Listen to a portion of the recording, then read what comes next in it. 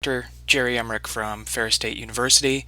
I'm Associate Professor in the Information Security and Intelligence program, and this is part of a series of videos to prepare students for our cyber competitions. We do cyber competitions throughout the year with different focus areas, and this particular video series I'm going to focus on cryptography.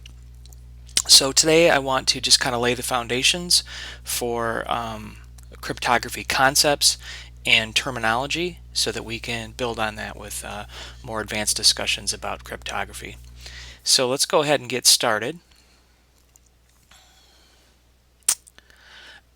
So cryptography, what is it? Why is it important? Well, we use cryptography every day. Everybody uses a phone, everybody uses their laptop. Anytime you go to a website these days that, especially one where you can potentially buy something or do anything private like banking, or give a credit card number or log in, those websites are using some form of cryptography to keep your information private as it travels from your computer to its destination on the internet or even within your home wireless network. So it's very important to our privacy, especially these days when nation states and other bad actors are just persistent about trying to breach systems, steal data, steal our identities, get some sort of what we call man-in-the-middle position to read our emails, texts, or passwords and credentials. So we use this every day, and it's very important to, as a security professional, as a security analyst, or even just an everyday user of information systems, to understand just some fundamentals of cryptography. So let's get the terminology established for cryptography so that we can have more advanced conversations about this later. So when we talk about cryptography, we talk about two actions, encryption and decryption. Okay, and that process of encryption and decryption, you can kind of break it down into three main components. There's plain text, there's the ciphertext. Okay, those are the two pieces of information that are used and created during cryptography, and then there's the actual cryptographic algorithm or cipher, as we call it, that's used to perform the encryption and decryption. So when we encrypt, we take plain text. Okay, by plain text we are talking about readable text. Okay, as you type your password and you can see it, you can read it, or as you type your email message and it's in plain English text, that's your plain text. It's human readable, machine readable text. To create ciphertext, we push that plain text through an encryption algorithm, and there are many, both very simple and ancient, like a Caesar cipher, substitution cipher, to something more advanced and modern like private and public key cryptography, and we're going to talk about these in our video series. So through the encryption process, which right now just think of it as a mathematical algorithm that we trust to do the cryptography, we create ciphertext. Now ciphertext, if you were to look at it, and you can look at it, it's undecipherable. It just looks like a bunch of garbled up, mixed up letters and numbers and symbols. And the whole point is that you can't determine the plain text from looking at the ciphertext unless you have the proper authorization to do so and have a key or have like a passphrase that's required to decrypt the ciphertext back to the plain text. Okay? So just to kind of summarize that, plain text, that's our input. That's our human readable text that we wish to encrypt and keep private. Our ciphertext is the encrypted version of the plain text that is not decipherable without some sort of key or passphrase or password. Encryption and decryption are the ciphers, the actual action and process of performing the encryption from plain text to ciphertext, or the decryption from going from ciphertext back to plain text. And cryptographic algorithms or ciphers, there are many. They're based in mathematics or some kind of simple substitution or shift, and we'll take a look at some simple ones here in just a moment. So to better understand the fundamentals of cryptography and really just kind of computing in general, we need to have a working understanding of ASCII. So this is a quick video on describing what ASCII is, and we'll talk about it.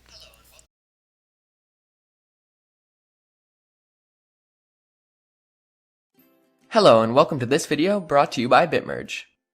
ASCII, pronounced ASCII, is the American Standard Code for Information Interchange. Let's look at what that means and how you can use it. ASCII is based on the simple idea of using numbers to represent text. For example, numbers can represent the uppercase letter A, the lowercase letter q, or the exclamation mark symbol. Collectively, letters, numbers, and symbols are called characters. By assigning a number to each character in a block of text, the block of text can be represented entirely by numbers and thus easily stored in a computer's memory. In uppercase A, for example, is always assigned the number 65. Conversely, 65 always refers to an uppercase A. In the same way, exclamation mark is always assigned 33, and 33 always references exclamation mark. There are other characters defined by ASCII as well, which can be mapped back and forth between character and number using an ASCII lookup table like the one shown here. ASCII is the English language subset of Unicode, meaning that all of ASCII exists within Unicode. For more on Unicode, click here or follow the link in the description. You might be wondering why this is useful. ASCII characters are used in the emails that you send and receive. ASCII is also commonly used in computer science, particularly in programming, text files, and data conversions. Programmers might use ASCII to perform calculations on characters. For example, lowercase a minus uppercase a in ASCII would be 97 minus 65, or 32. This constant value can be used to convert between lowercase and uppercase letters. If you've seen any of our videos on binary numbers, you'll recognize that converting between uppercase and lowercase letters is as simple as flipping a single bit, the 32s bit. The 128 characters that make up ASCII are also used in graphic arts, often to represent complex images using simple characters. Thanks for plugging in. Let us know what you liked, what we missed, and what you want to see next. And we'll see you back here soon. Okay. So I think that was a kind of a nice introduction to what ASCII is. Let's kind of continue that. Let's continue that discussion a little bit more and see some examples. So this is an ASCII table similar to what was just shown in the video. And that author, that presenter, used an example of the character A in this character column here, and how that's represented as 65, and the lowercase letter a and how that's represented as 97, and then he also went over the exclamation mark, which was represented as a 33. So it's just a translation table, kind of a lookup table, where each character is represented with a standard number. Okay, computers at their very essence deal with everything in numbers. Everything's represented as some kind of number, like binary number. And so we need some kind of standard to basically translate what we type at the keyboard into something the computer can understand, and ASCII allows that to happen. So we're going to use this as back to our topic of the day, cryptography is a very simple form of cryptography, or really more accurately stated as a encoding and decoding type of cryptography. And before I show some examples of that, I want to further dive into this ASCII table. So the video just talked about decimal numbers, but these characters can also be represented in other number bases. The author did show binary, the ones and zeros representation of each character, but it's also common to represent computer characters in hexadecimal. Okay, so that exclamation point in our 10 number base, which is what we're used to using, is a 33. In a hex number base, a 16 base number, that's 21. okay, and the uppercase A is 41 and the lowercase a is 61, okay, and then we also have octal in this chart as well. So just the point of that is that these characters can be represented in really any number base: binary, decimal, hexadecimal, octal, and it's common in computers to have things represented in those different formats. Okay, so we can use this ASCII table to perform some basic cryptography, or really, again, more accurately stated as encoding and decoding. So if you were given this series of numbers, 80, 97, 115, 115, 119, and so on, you could translate that into something that's more human readable, right? As you just look at these, they just look like kind of a random list of numbers. But with our ASCII table, we can see that 80 is the uppercase P, 97 is lowercase a, 115 is lowercase s, 119 is lowercase w, 111, o, and so on, and that these numbers, when we decode them using the ASCII table, decode to password, the word password with an uppercase P. So it's a very simple form of obfuscation or encoding and decoding that would be a very weak form of cryptography, okay? But a simple example. Let's look at one more example. 46, 65, 72 is a dot, right? 65 is an A, 72 is an H, 69 is an E. Okay, but notice I'm looking at decimal, right? This says hexadecimal, so we want to do the hexadecimal transfer or translation, because the decimal translation didn't really result in anything that appeared to be an English word. So if we look at the hex, okay, 46 is an F, 65 is a E, 72 is R, and so on, and you'll see that these hexadecimal numbers translate to the word Ferris. Okay, so both of these, it would be hard to determine which one's hex and which one's decimal in this particular case, so we kind of tried both. Sometimes there's some giveaways if you look at it closely. If you look at the hex numbers, they'll often contain a letter, either A through F. So if you saw some numbers here in the code, in the ciphertext, that included letters, you may want to try the hex translation first to see if that resulted in in something that looked like a password or something that some English word.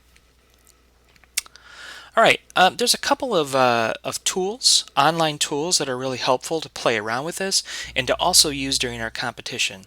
And you may want to make a note of these. The first one is www.rot13.com, and then the second one is rapidtables.com. Okay, we're going to look at each of these sites real quick.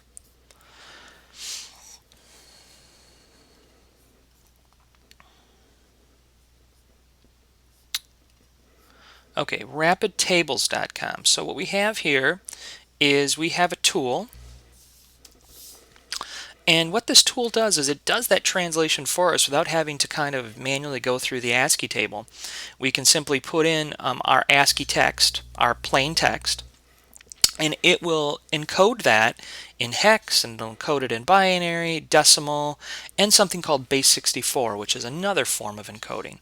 Okay, and what I can do is I can also I can have any form of input here. So if I wipe out the ASCII text and paste in the plain text, it'll tell me what the ASCII text is. Okay, and the same thing with binary. If I have the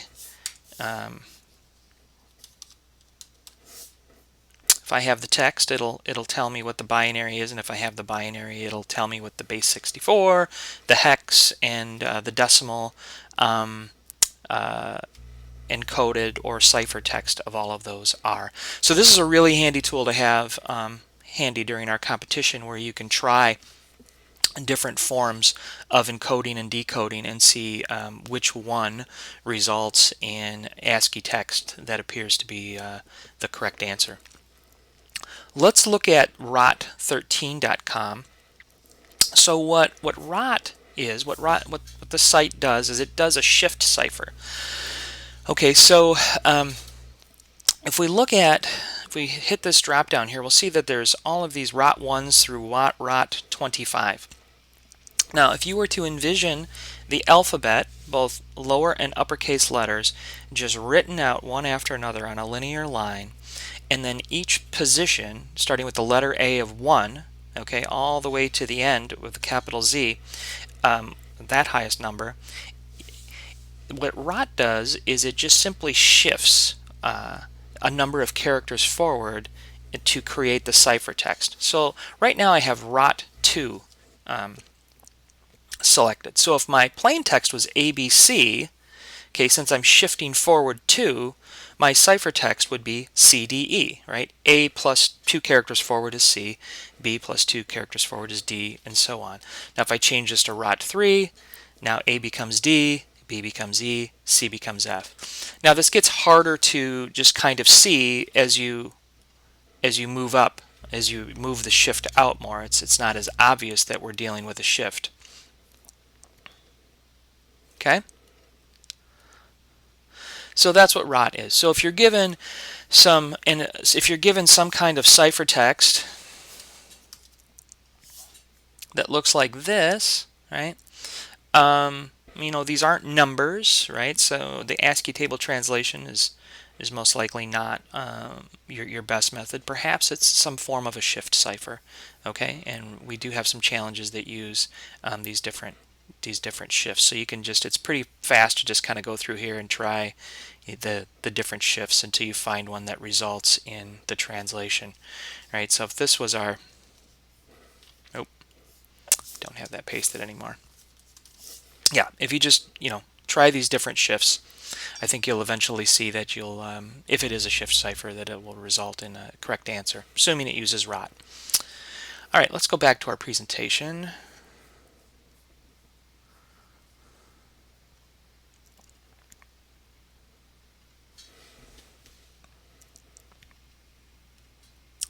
Okay, so that concludes our introduction to cryptography, where we introduced ASCII and how to use the ASCII table to translate from ciphertext or encoded text back to ASCII characters, and also how to potentially use a shift cipher like rot13 to decode your text as well.